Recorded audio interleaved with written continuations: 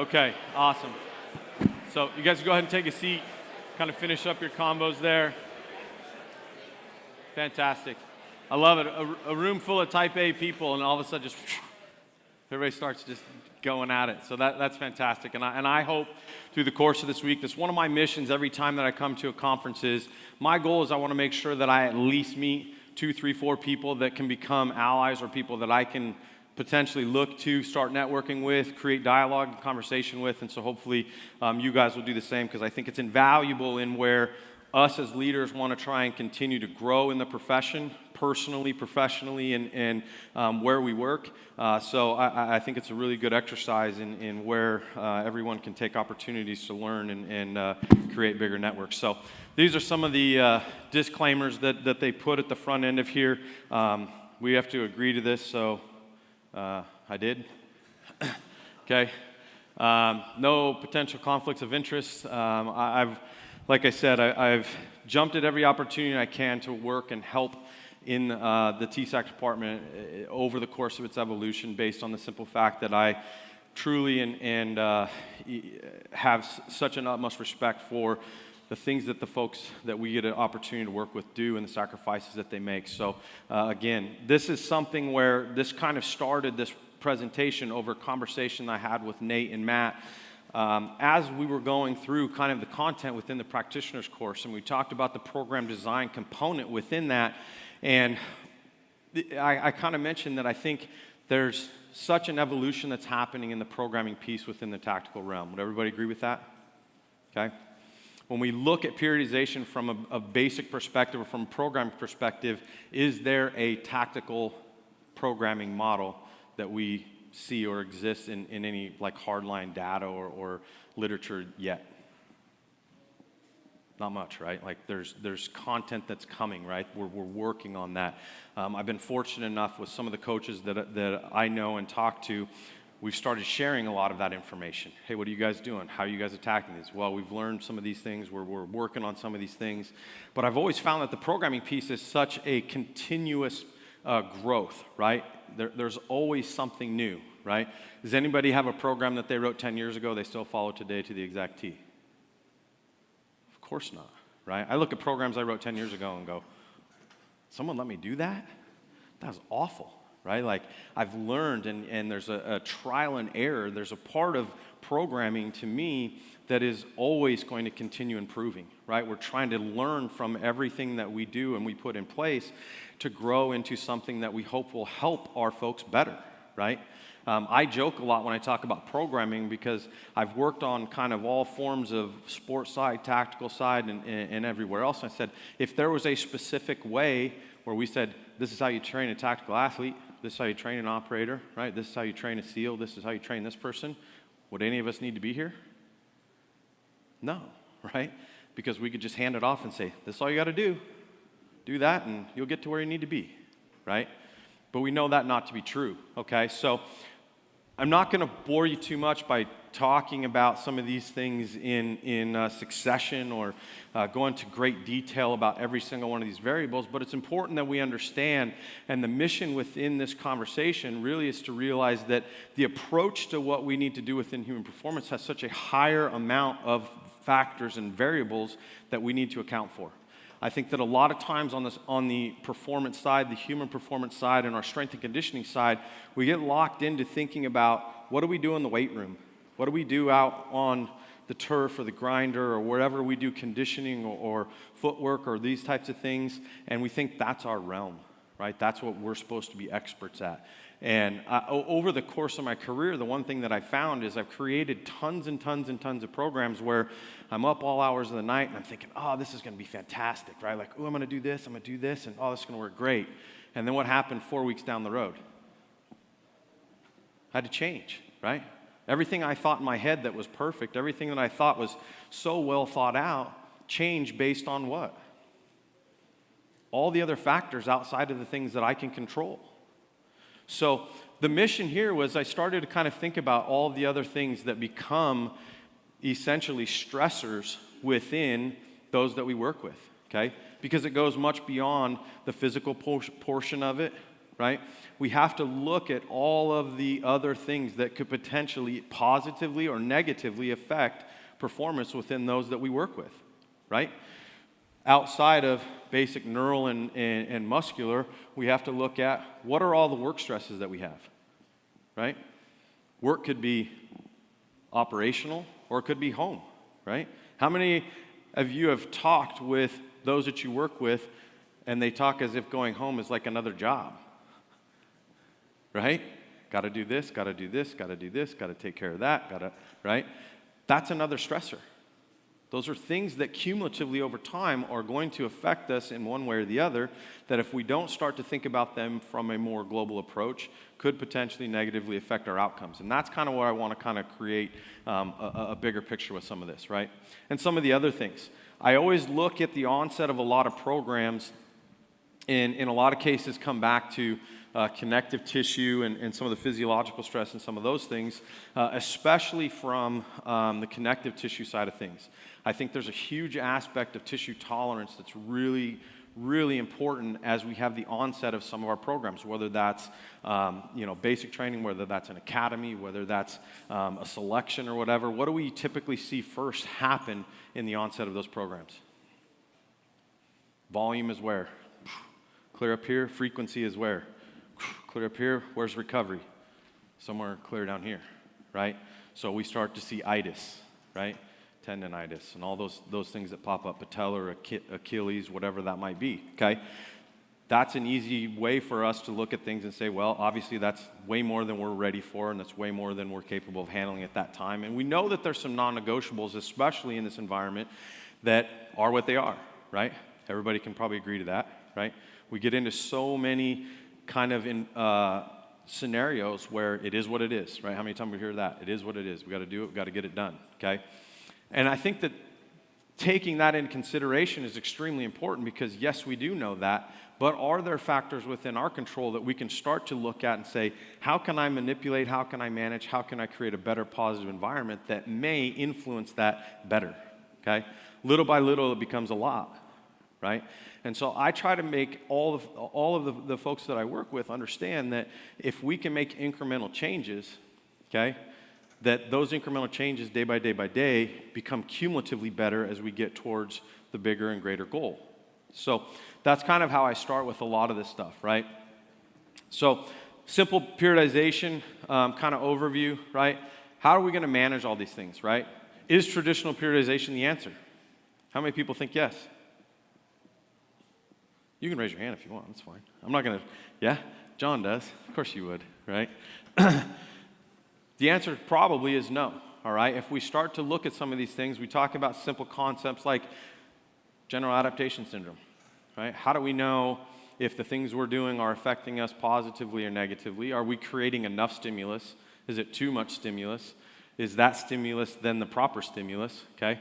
We can work on a lot of these questions, and the mission is, can we answer to those questions at the end of the day within our programming, right? So, mission here, can we achieve supercompensation? Okay? A lot of times we live where? Down in here, right? The recovery aspect of what we do is greatly diminished based on time parameters, okay?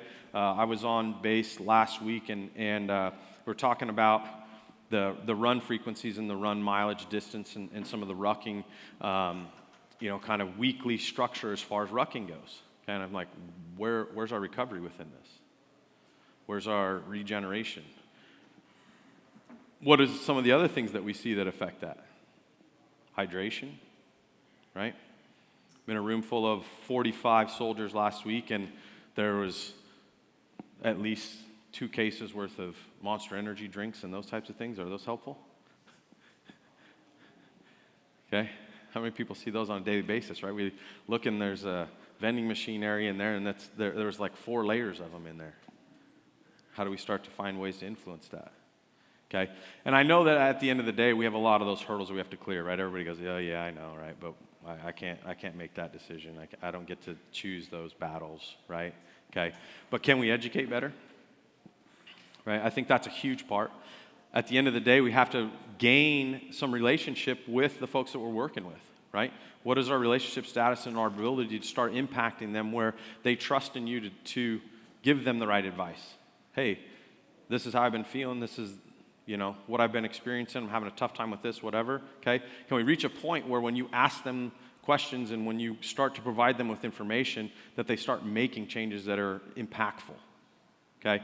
So I don't think that that's any real earth-shattering information, but at the end of the day, we have to create a plan that we're going to be flexible to, okay? But if we don't have a plan that has some sort of end result or some sort of systematic kind of process to it, then we're setting ourselves up for failure, okay?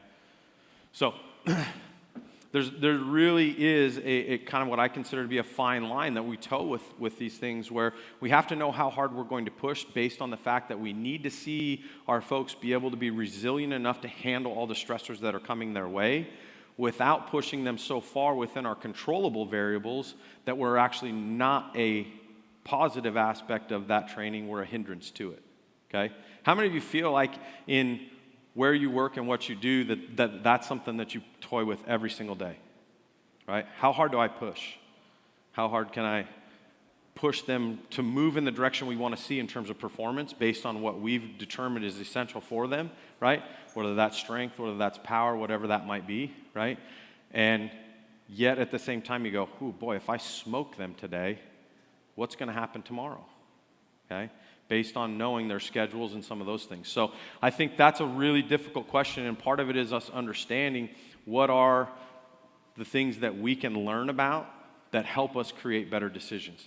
I was talking with Rob Rogers. Rob in here? Rob Rogers? I was talking with Rob last night, and he was talking about they're having weekly meetings within the group that he works with where they're involving him in understanding bigger part of the process with all of their folks at all levels, and that those briefings help them understand what's going on at a higher level. How many of you are in those types of conversations on a daily basis or weekly basis? Okay? It's not the easiest thing to do, right? Like, hey, I'm just going to show up for that meeting, right? Okay, so I think there's some walls that we have to continue working on breaking down. I think we're moving in the right direction, but at the end of the day, when I start to look at this from a programming perspective, right, I think that in a lot of regards, what season is there? Right, this is a traditional look at programming, right? We talk about your macrocycle. What's your macrocycle look like? How many of you function more on a mesocycle level? Probably, maybe a little bit more, right? Okay. How many of you focus more on a week-to-week basis? Okay. Constantly evolving. A lot of my programming has a microcycle or a macrocycle mentality with a mesocycle understanding and a microcycle necessity. Right? Does that make sense? Like, I'm thinking about the big picture. I'm understanding in a short-term space where I want to try and get to in that short-term space. And day by day, I'm constantly evolving, understanding all the other factors that I have to account for. Okay, does that make sense?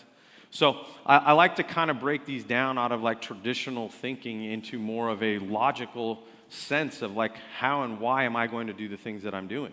Okay, and how much information can I gather so that as I start doing this, I actually have better information so that I can formulate a better plan, okay? Most everybody here has probably seen Matt Via's model, right? We look at what happens with volume and intensity, okay? And again, as we look to move out into this direction here, right? Most important time, when is that? If I'm a SWAT officer, is the most important time in a month? Might be tomorrow. Might be tonight. Never know, right? Most important time doesn't have a definitive timeline, okay? I remember when I worked at the NSCA, and the SWAT unit used to come in, and they would used to work out at 7 a.m. I think they still do. And it never failed that there were times when they would come into the weight room, and we're coming down, we're like, all right, SWAT guys are coming in, we're going to put together our program and get everybody up and going for the day, and all I see walk in the door is this. Right? What's that tell me right out of the gate? Not good, right? What's our readiness to train? Not very good. Hey guys, what's going on? We got called out at 3 a.m. Why are you here at 7? Like, well, it's training day, right? Well, is my heavy day on squat and whatever else I had planned out sound like a good plan for that day? Probably not, okay? So those are things where we have to understand that, again, traditionally speaking, it doesn't mean that we can look at those things. They have context and they have value, but at the same time, our flexibility to these things is absolutely critical, right? We have to understand that the questions that we ask on a day-to-day basis even will determine whether or not what we have planned is appropriate, okay? How many of you ask on a daily basis, hey, how's it going? Okay, right? How many of you watch when your team, your group, your unit, or whatever walks in the door and your first evaluation begins the minute they walk in the door? Okay? It's a habit. Like I can't turn it off. That's my first initial assessment every single day is what am I up against the minute they walk in the door? Their posture, right? Their gait, the way they carry themselves. If 3 or 4 of them walk in the door and they're completely silent, what's that tell me? Right? There's a lot of things I can learn about what I have planned based on what they tell me, right? And I think in so many cases, we look at what we have planned as like, I'm gonna show them how good this is. I'm gonna teach them all this stuff. I'm gonna put them through this hard workout. And at the end of the day, that may not be appropriate for what I'm being presented on a Wednesday, right? So those are the things I kind of ask and challenge people is be more keen to that, right? Watch, see what walks in your door. Because if I see guys walk in the door that are chatty and they're joking and posture's good and they seem like their energy's really good, then I know that that's probably a day where we've got a good opportunity to get some quality work in, okay? But I don't just stick myself into a box and say, well, it's week 2 of phase 2 and I've got to do this, right? So understanding how do we regress and progress. A lot of times in the practitioner's course and some of the things that we preach, especially on this side of the thing to a lot of the NCOs and whoever, is understanding how do we progress and regress things appropriately to fit whatever the demand and need is. And sometimes that changes on a daily basis, right? Sore, tired, injured, right? Unfocused, right? Anybody have the unfocused, the ADDers, right? Okay, harder to coach, tougher to cue. Okay, technique isn't there. I've got guys that I swear come in every day, and you can tell them the same thing 300 times. You're going to tell them 301 because the next day it's the same cues. Anybody have those? Right? The amnesia, daily amnesia. Okay. So, where do we see general programming? Right. A lot of times we see in our basic, in post, in academy. Okay. What are some of the pitfalls we see with a lot of folks that prepare for selections in terms of programming? Do they go in fresh and ready and rejuvenated? No, right? What do? Burn it to the red, stay in the red, go in half broke. Right? Okay? So again, I'm telling you the things that I see and the things that I learn and the things that I gather and the experiences that I've had. And I understand that, guess what? We have a pretty imperfect system. I think everybody could probably agree with that, right? There's a lot more questions than there are answers. And at the end of the day, our mission is, can we start to figure out better ways? I know I've talked with a lot of guys that have helped prep guys for selections, and those are some of the biggest things, right? Like if you're going to be successful, we have to learn how to better get you to there, and knowing that there are parts of those processes. Can you train for them? To a certain degree, right? To a certain degree. But at the end of the day, there's things that you're going to do or be exposed to that you may never be able to train for, right? You're going to get exposed to them and they want to find out, how much can you handle? Okay? Because in most general senses, your training or anything else is never going to replicate those scenarios, right? Everybody agree with that? Okay. Return to duty, okay? I think that a lot of what we're seeing on the medical, the orthopedic, the athletic training side of things, understanding that there's teams that are starting to be built. How many people have a pretty comprehensive team? Athletic trainer, right? PT, nutrition, okay? Diet, dietitians and work your way down into the human performance side, okay? We're starting to see a lot more comprehensive team. We have to understand that those are huge assets to the growth and increased potential for what we see with the performance side of things. If I know that I'm not out on an island by myself and I've got people that can help improve our outcomes, we're moving in the right direction, right? So, pitfalls, okay? I talk about this a lot, especially in the police and fire community. Okay? And we talk about compliance. Okay? How many people work in law enforcement? Okay, fire community? Okay, a few, right? I always pose this question to them. You put them through a 16-week, a 20-week, or whatever academy, and that entire time, all you do is bury them. Right? When we get done, and you flesh out those and welcome aboard, how many of them love training at that point? Valid question, right? Okay. But we are trying to employ standards that say, we expect you to do this. Okay. Those of you that raised your hands, how often do you do PT tests? Yearly? Quarterly? Okay. There's a lot of variance in there, right? I still talk to folks that are in that community say, once they get through academy, we don't have another test. Hard to believe in this day and age, right? With 500 people here and all these people that are trying to improve where the field is going, that we haven't reached a standardized level where we have a general acceptance of what that should look like from a physical perspective of what the expectation of the job should be. Okay? So I think that some of those things are the changing of the guard, right? We have older that have been around a long time that we hear what from? I've been doing this for 25 years. Why do I have to start doing this now? Right? Okay? See a ton of that. But at the same time, we know that we are starting to put better parameters around what are those job tasks and duties and physical markers that we can identify that are necessary. Okay, so, but I always ask people that because I think it's really valid. If we expect people to adopt a better way of performing and operating and wanting to train and stay healthier and be fit and those types of things because we know it's going to do what? Lower the injury incidence, okay? I always say that my ultimate goal with anybody that I work with is that I hope to lower their injury incidence, improve their daily operation, and most importantly, I think one of the biggest travesties within the first responder environment is that we don't retire more people healthy that have a quality of life once they're done. Everybody agree with that? That to me is the ultimate goal, is to see folks that go through their career, do it with less amount of injury, and then retire and say, all right, now I can enjoy the rest of my life, okay? But we don't see that as often, okay? So I think that when we start looking at our programming, that those are underlying and underpinning things that we want to start kind of thinking about on a bigger scale, all right?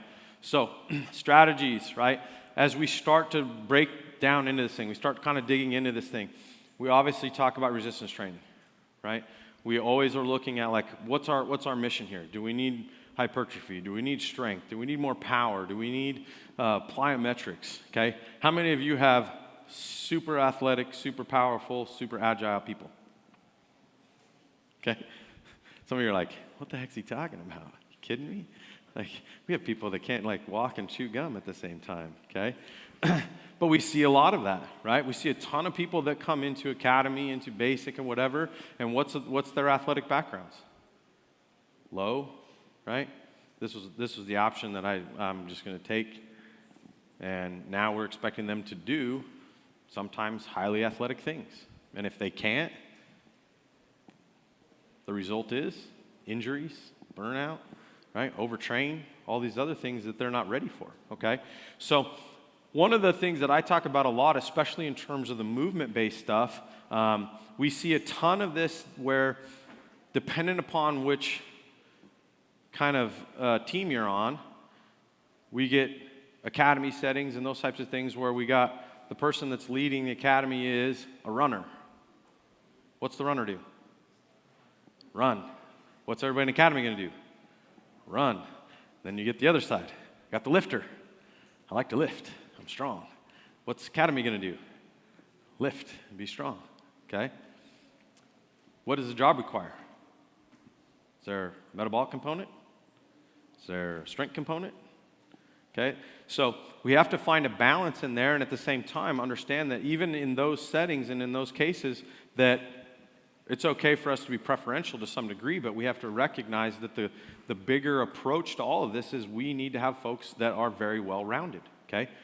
I see a lot of guys, and one caveat to that is I have talked with many a police officer go, well, guys are a lot less likely to run from me if, my sleeves are a little tighter. Right? And I go, touche. All right, I got you. Good enough, okay? But how will our folks move? What's the average distance for a foot pursuit? Typically about 300 yards. I usually will ask somebody, how quickly do you want to catch them? Do you want to run 300? Okay. I do have a story about a guy who teaches the academy out in where John is at in California, who once had a guy that basically took off from him in a routine traffic stop who had a warrant out, and he recognized that it was rush hour traffic and it was going to be really hard for him to navigate through there, and so he just took off running. And he chased the guy down in 4 miles. It's pretty impressive. I wouldn't recommend that, but so at the end of the day, right, if we can teach our folks to move better, the odds are they're going to be more effective at their job, right? If I got to go from the truck to the house or from the house to the truck, we want to do that as quickly as possible. Time is of the essence, right? If I'm apprehending someone or I've got to scale a fence or whatever, there's some agility in that. There's some landing mechanics that come into that from our plyometric training that's absolutely critical, okay? Getting up and over things, we see that with our soldiers, okay? Is there an importance for us to teach them how to land better and do basic plyometrics? I would hope so.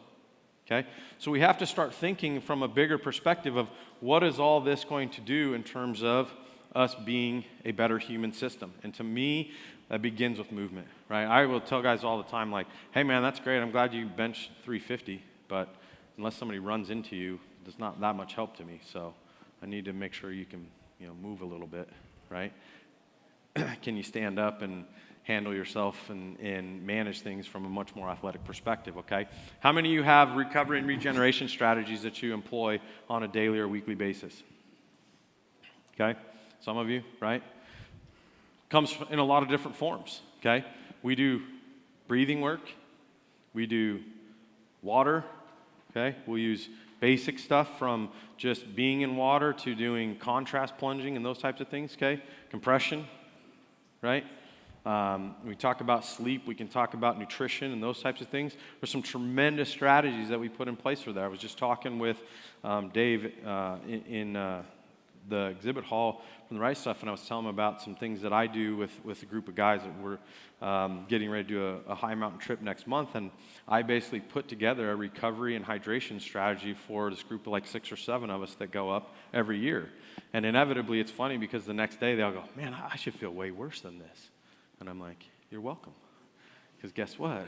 Drinking beer and hanging out and whatever all night and, hiking 10 miles a day with pack on, it's pretty tough. So I'm not sure the heck not going to just keep running myself further into the red by not having better strategies of how we recover from that, because we're going to do that for 7 to 10 days and maybe the better part of next month. I want that to be a positive experience. And I want you to be able to go from day 1 to day 2 to day 3.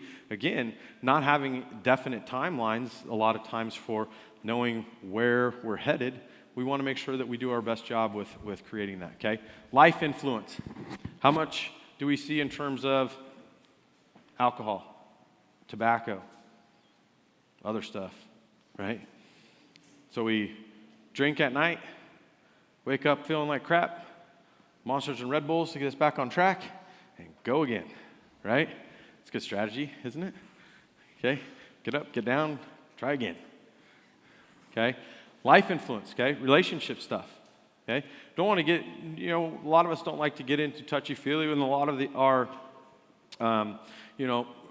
operators don't like to do that stuff as well. But if we start to understand some of the things that exist in and around them by just being a little bit more conversational, a little bit more personal, hey, what's going on? How was your weekend? and ask a little bit more questions, a lot of times what we'll find out is that if we get a better understanding of everything else that is affecting them from top to bottom here, we can get a better idea of what their cumulative fatigue looks like, right? Okay, and that's my mission, is I want to try and create some type of bigger approach than just saying, oh, well, yesterday was a hard lift day, and we did this for running, and we did this for conditioning, and so today I'm going to do this. And then what I didn't do was account for those bottom 3 or 4 potentially, right? So this is a snapshot of really something that is more of just an example of some things that I used to do that virtually now I look at and go, man, this was all the work that I used to do as I would go kind of phase by phase. If you look at the top there, that was squat and clean or deadlift. Bottom here was more of like bench press based off of intensities and numbers. That starts in March and goes out to September. You can see kind of the colorations there have some different phases in there. As I look over here, here's my sets, here's my reps, number of lifts, volume total. I can incorporate a 1 rep max in there, had this all formulated, percentage, did it in kilos because why not? And then in here was tonnage. And so then as I looked at this, I was figuring tonnage through the whole thing. What was my tonnage difference? Because I'm not good at math apparently at that time. And then how much rest goes into some of this stuff. And then what I would do is I would chart all this. Okay? And when I would chart all this, you'd use this as a visual reference for me to get an idea of like what that looked like over the course of time. How in my head am I using all of those variables to create a strategy that to me makes sense of like where are we headed over the course of that time? And then I would overlay the other chart, which was that's the tonnage. Where did the volume go during that time as well? Volume was going down in that direction, right? Where was the intensity going? Up, okay? Relatively simple. And at one point I started realizing like, man, you're sure doing a lot of work to then have to adjust that like 2 weeks from now. Hours and hours and hours of work, okay? Now, that's a great framework, right? How many of you use Excel-based sheets that are like pre-generated and like spit stuff out, like, okay? Some of you, right? I've looked at and compared, and I call them like the inception programs where like you like punch one thing in and it goes, and then like drops it out, and you're like, sweet. You save yourself a lot of time, but again, it still goes back to what are the things that I may have to adjust as I go through this. So when I look at this, this isn't really for me to be like, hey, check this out. This is what I do. Look how much work I put in here, right? Everybody puts in a lot of work, right? But at the end of the day, I would put in that much time and effort to get this whole thing filled in, and what are the odds that when I got down here into August and September that all of that stayed as it was? Probably not very good, right? But I think that doing some of this stuff gives us an ability for us to start to understand, like, how do we want to manage those things? Does anybody use tonnage? Okay. I like the use of tonnage based on the fact that it gives me an idea of like what does the density of that day look like. If you don't do that, I would highly recommend looking at that, and it's a good way to get an idea of like how much change are you going through week to week, right? Because I can do 3 sets of 10 and 4 sets of 8, and the tonnage can be the same, right? Okay, so the amount of stress that I'm putting on that neuromuscular system, right, is going to have some similarity, except the intensity might be a little bit different, right? So, but over the course of time, what I've done is I've grown to kind of create more of a matrix that looks a little bit more like this.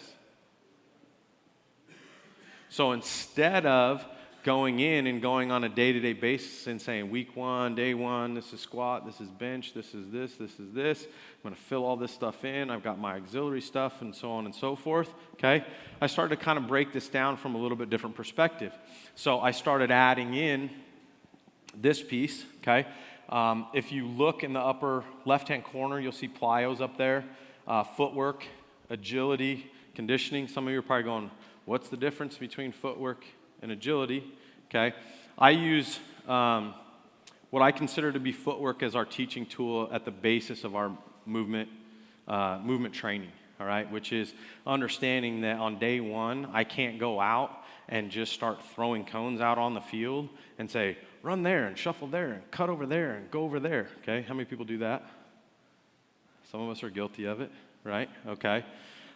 In my mind, the first book that I wrote on agility training, I always considered to be the first amount of critical thinking that I ever did in my career.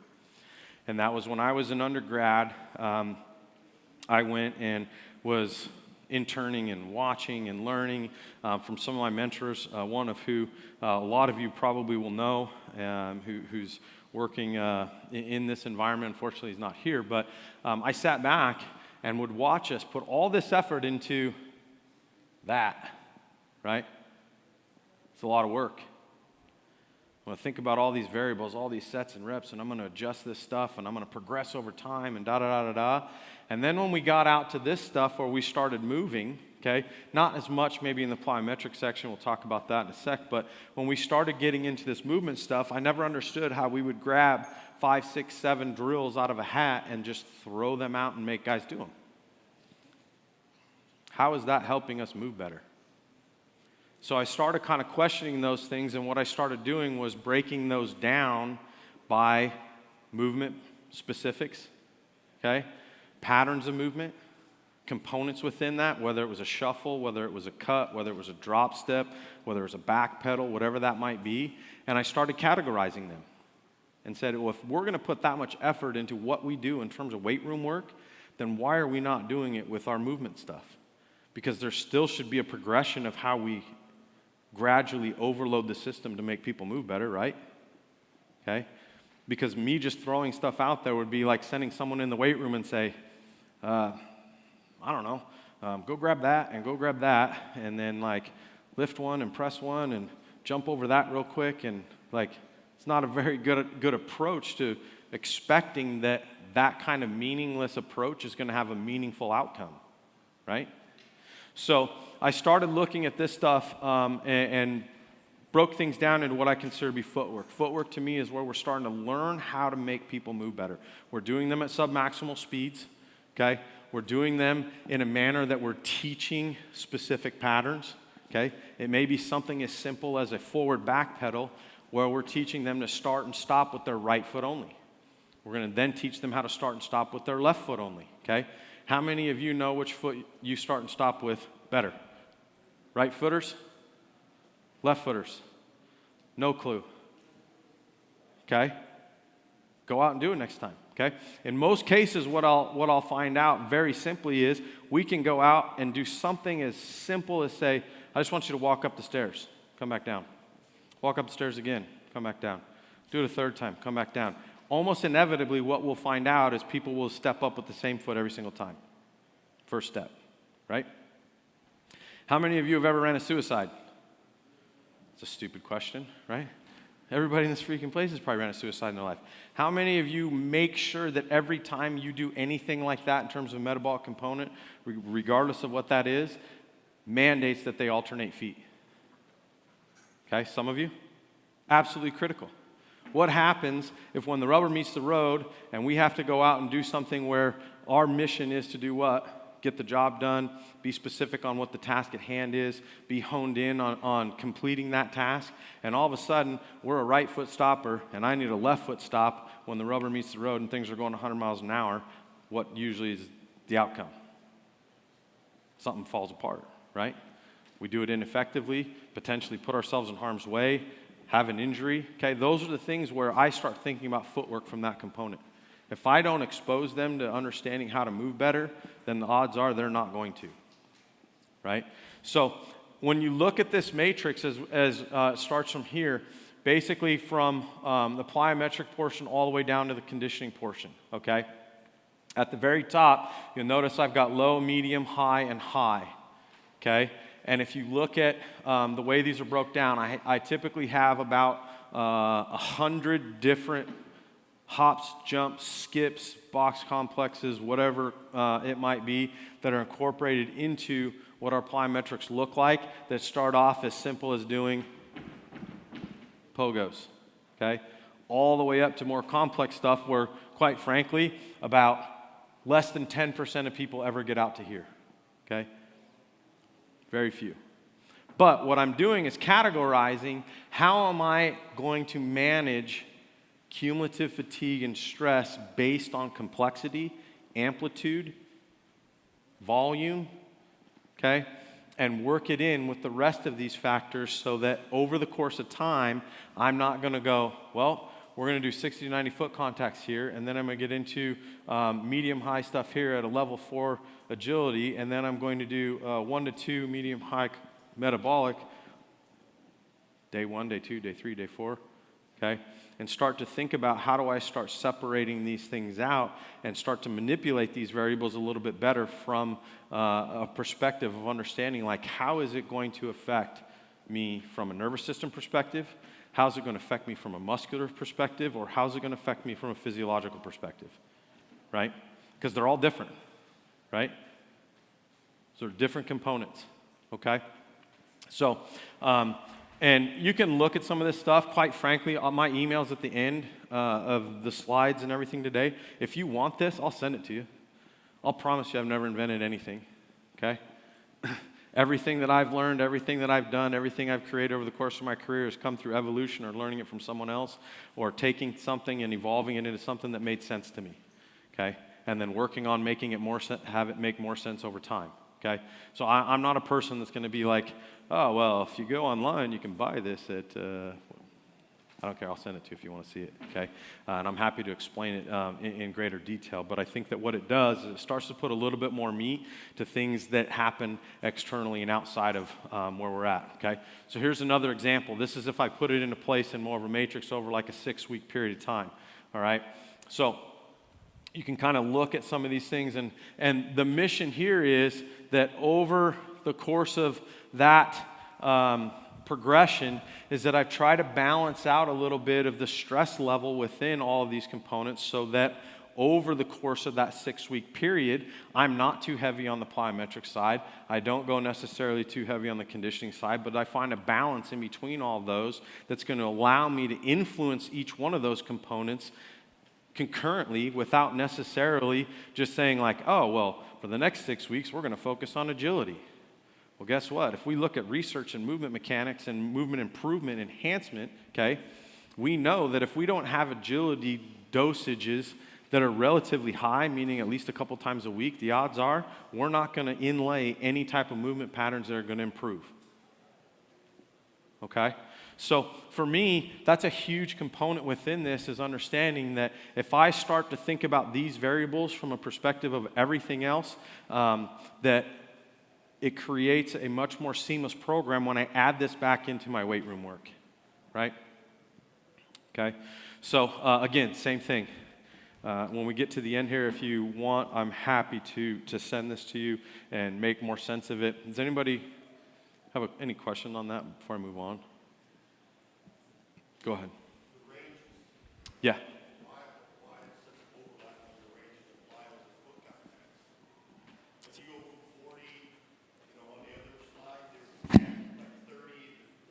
Mm-hmm.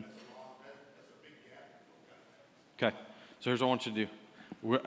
In the follow-up, we have the chalk talk. Bring that in. We'll talk about that. Okay. Yeah, 100%. Good. Great question. Great question. So again, a lot of times I will say like it always makes sense in my head, right? Doesn't mean it's right or wrong. Okay. How many of you do that? You'll say something or you'll coach something and you get like blank stares, right? And you go, what? What did he say? Why would you do that? Okay. These are not definitives by any means, but I definitely that's a great question, and let's expand on that, and I'm happy to talk about that more because that's kind of what I want out of this is. I'm not like trying to be a salesman and tell you like, hey, come to the chalk talk afterwards. But what I want is I want influence and I want opinion and I want you guys to come to the chalk talk after this because I want to hear more dialogue. I want to hear people share their experiences and things that have worked, things that don't work, ask questions that maybe somebody else, even besides myself, can answer because I promise you I don't have all the answers, all right? But that's what I want to come out of this is to kind of get your brain moving in a direction that asks more questions that hopefully create better answers or improvements in what you're doing on a day-to-day basis, right? Does that seem fair? So there you have it, right? Everything should just work out. If you kind of just think about that a little more and employ a little more, you should be good to go, right? No? So I've already kind of mentioned that, right? I mentioned that at the end of the day, our best plan can fail miserably in practice, right? How many people have had that happen? I've had it happen many times, right? Like at the end of the day, you go through and you're like, oh, this should work awesome. I adjusted this, we did this, I know this is coming up, I'm going to manipulate these things, and then you come to find out that I still have work to do. I still have to evolve. I still have to change things up a little bit. I may be too much. It may be not enough, right? I may need to add more things, whatever that might be, okay? We talk about peaking. When is peaking ever going to be important? We don't know when game day is. Game day could be any day. Game day could be every day, right? So is there a value in peaking, anyone? You can say yes. I'm fine with that, okay? To me, the performance model looks something like this, right? Life, relationships, social, family, work, technical skill, training, okay? And then on the other side, what are some of the other things that we do, okay? How many of you have folks that employ these types of things, right? Yoga. How many of you ask operators, hey, we're going to do yoga today. How do they like that? A few of them. A few of them will guilty, like wife took me to yoga last night. Like, it wasn't that bad, right? Everybody's heard that before, okay? Is there value in it? Sure, right? Decompress sometimes, get a little bit breathing in, get a little bit of mobility in, get a little bit of stretching. I have, oddly enough, I do some NFL combine prep as well, and I have someone that comes in and does yoga with these behemoth guys and whatever, and it's hilarious to me after doing that for like 10 weeks how many will go, man, yoga was cool. And the first day, what were they saying? Oh, man, I'm not doing that, bro. No way, right? And then you get 10 minutes into it. How many people think that yoga is strength training? Yeah. I every time I do yoga, I'm like, why am I more sore today than if I would have lifted? Like, it's not easy, okay? There's definitely some value in it.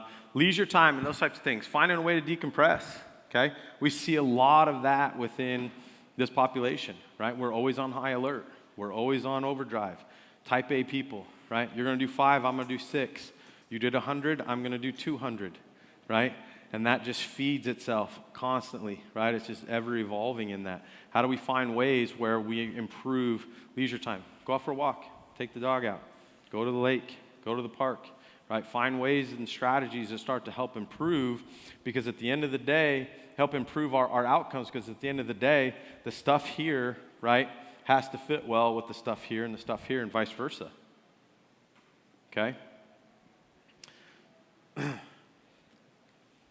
So, sample distributions. This is from Hoff and Bompa. I was very fortunate that when I worked at the NSCA, before this book was published, I got a chance to do a podcast. I was in charge of kind of that portion of it with Dr. Hoff. And he was just getting ready to kind of put some of this stuff into their new book, and I got a chance to talk to him about some of the densities of some of these things. And he had used this with, I can't remember with which team, and then it was published within there. And I found it, like, to me, kind of eye-opening, where I was like, huh, so you mean to tell me you're starting to actually determine the things that we just talked about within your schedule over the course of time, right? So not only from a mesocycle perspective, but from a microcycle perspective. As we go through the course of the week, what are some of the variables and what are the densities with those variables in a given program, okay? How do we start to evaluate what's most important for the day, right? And again, I think we do that a lot within our weight room work, where we say, oh, what's today? Today's an upper body push with a lower body pull and blah, blah, blah, blah, blah. Well, what else is in there, right? Is there mobility work in there? Is there recovery work in there? Is there footwork in there? Does there need to be speed work in there? Is there metabolic work in there? And then as we go through our program from week to week to week, right? How do we start adapting and adjusting those volumes so that we can influence them all? Because at the end of the day, again, we can't have just lifters. We can't have just runners, right? We need runners to become better lifters and lifters to become better runners, right? And those that say, oh, well, I can run this way really well, we need to teach them how to run this way and this way better, right?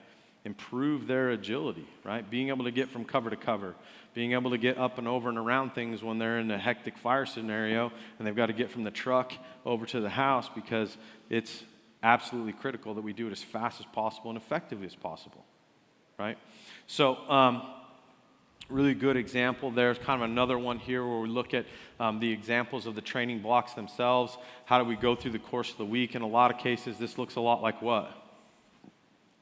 Undulating maybe a little bit, right? Going up, going down, finding ways that we go through week by week, okay? I talked about this. Reality versus perception. Take a look at that, okay? Which one are you? How many 4s do we have in here? How many 3s do we have in here? How many of you thinking, what the heck are you talking about?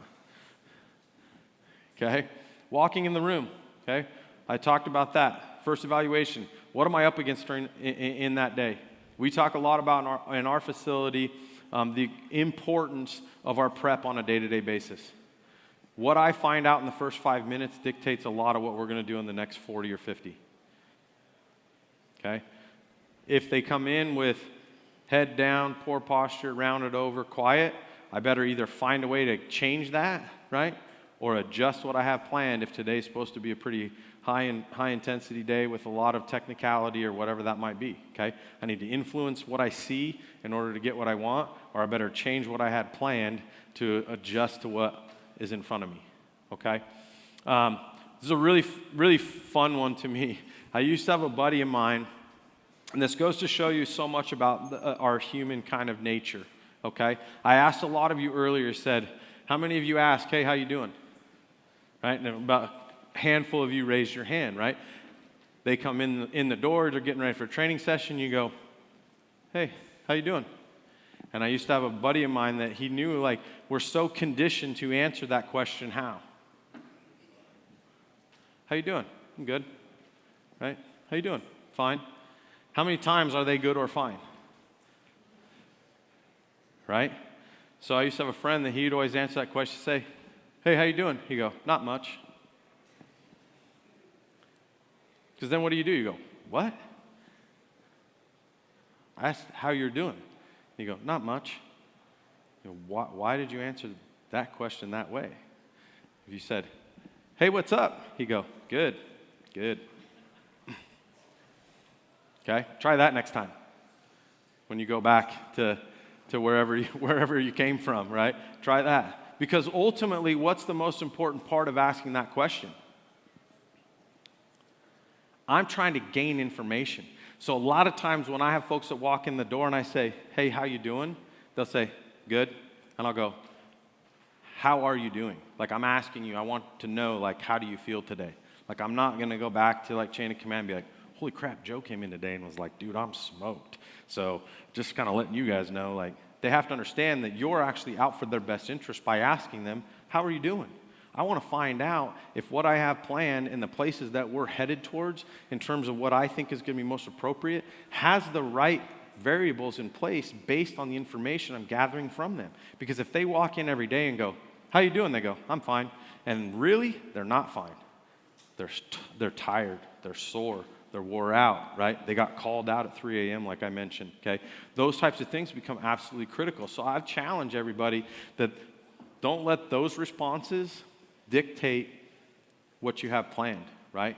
Find out more and ask those additional questions so that we start determining what's going to be best based on what I want to accomplish, okay?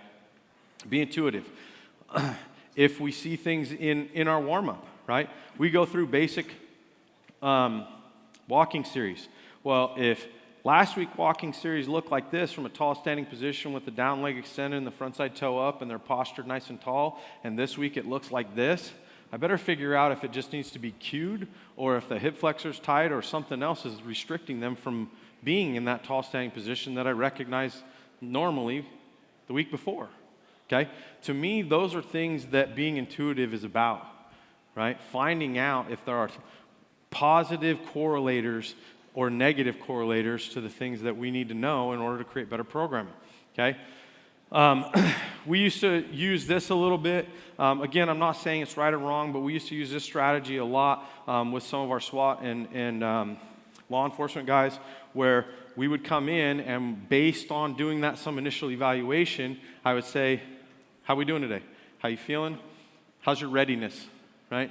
Tired, sore, okay? How'd you sleep last night? Start asking questions and figuring out, well, if I get all positives in those, today we might do a much more intense day, okay? I know for me, like I'm 40-something, okay? And I know that some of the training that I used to do was based on day 1, day 2, day 3, week 1, week 2, week 3, and I made myself do it all the time.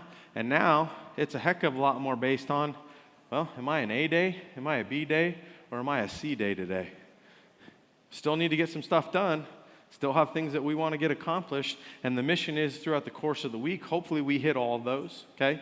But we also understand that we can't have every day be an A day, right? Even as much as sometimes we want to, and we'll say, no, it's got to be an A day every single day, right? Because if we ask our folks, what do they say? Well, obviously, it's an A day every day. Come on, coach. Give me a break. Let's go, right? But understanding that managing those things and getting them to realize that doing a B day doesn't mean that you're a lesser human, right?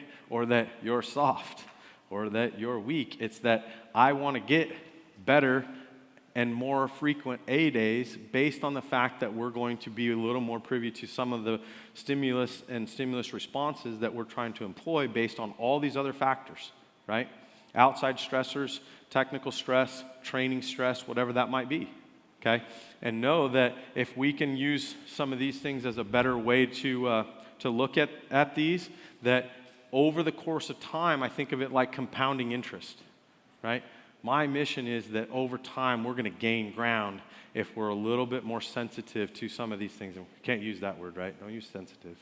That's got to be careful there, okay?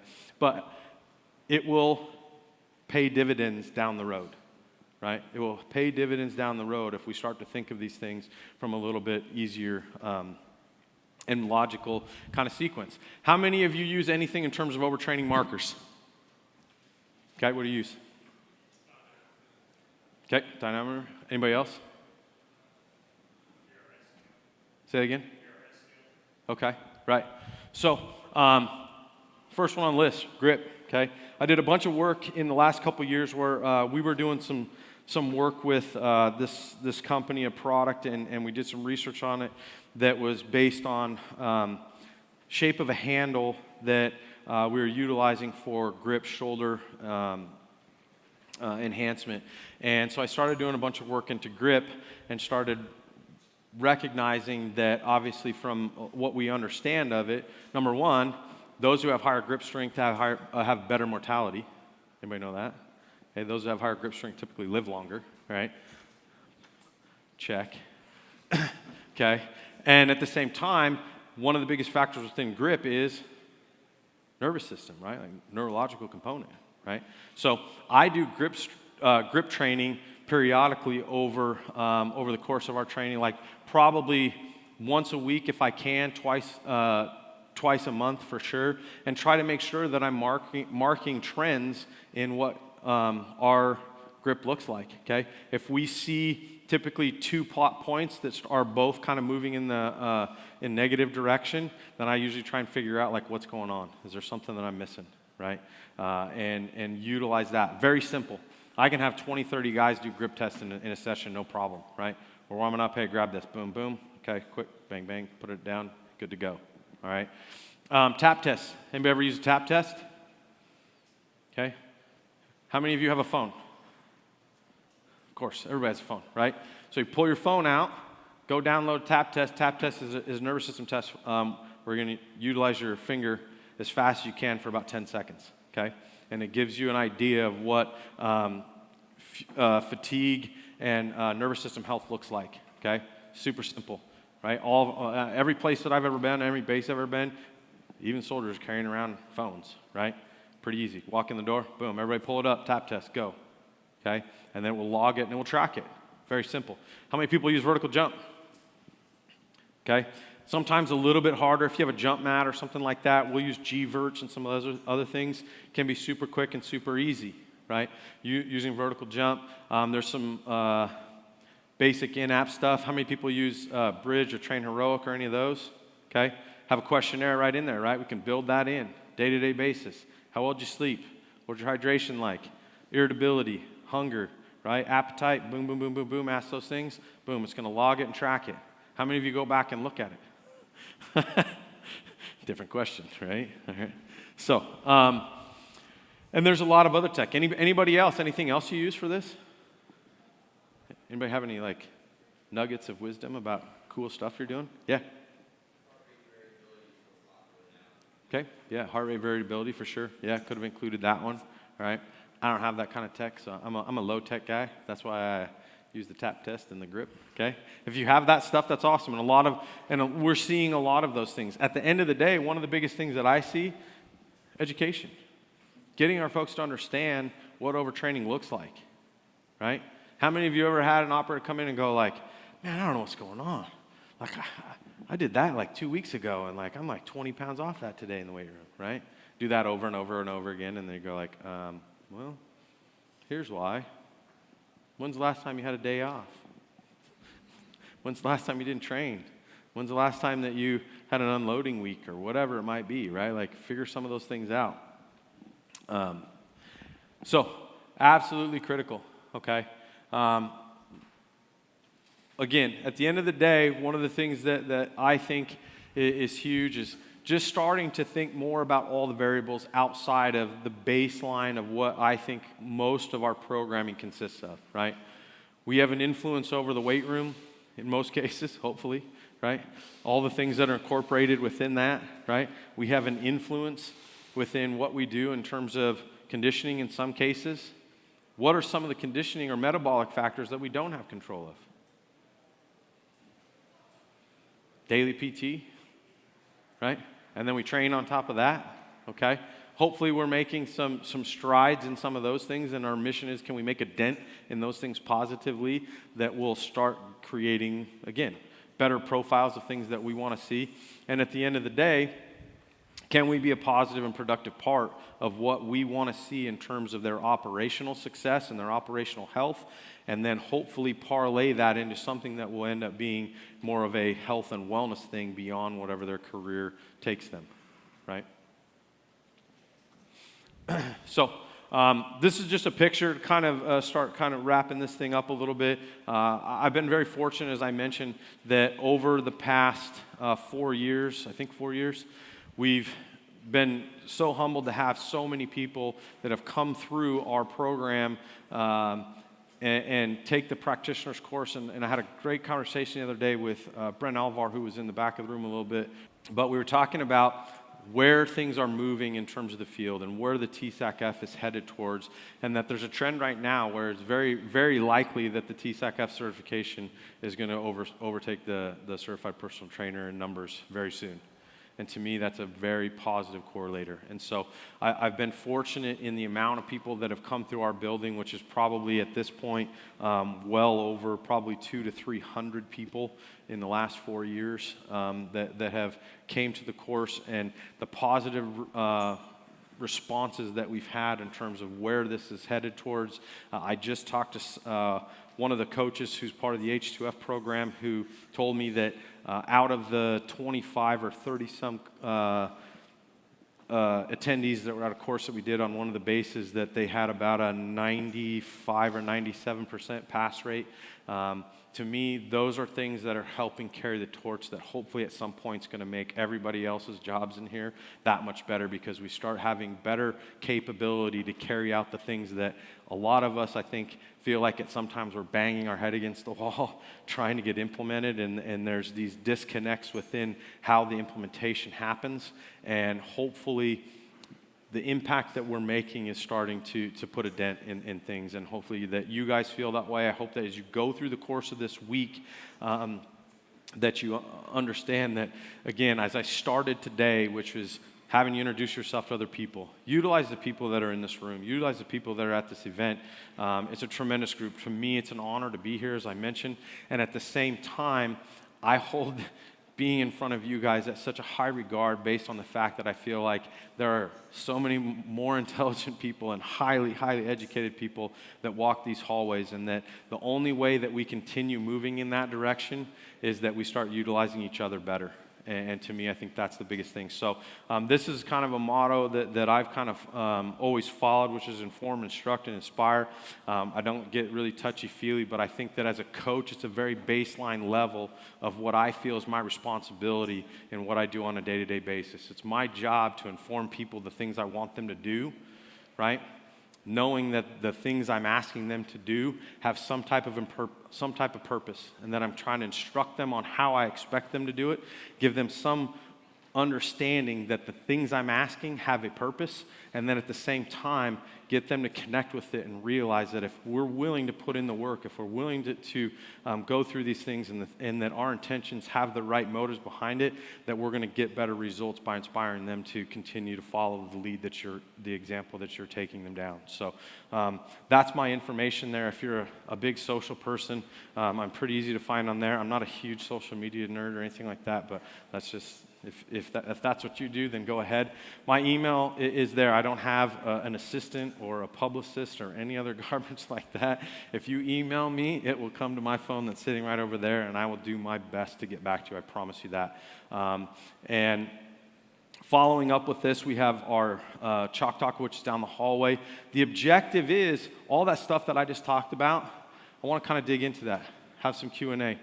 Let you guys, ask me questions. I may not have all the answers, but I hope there's people in the room that may have them, and just start discussing the stuff at a bigger level, because I think what we're going to see, and what I hope, is that if I come back here, and I'm fortunate enough, I'm here most every year, but at the same time, 3, 4, 5 years from now, that we're not going to be talking about what is programming for tactical strength conditioning. We're going to talk about how are we making our programming better based on what we're evolving into knowing as programming for a tactical athlete. So, thank you guys.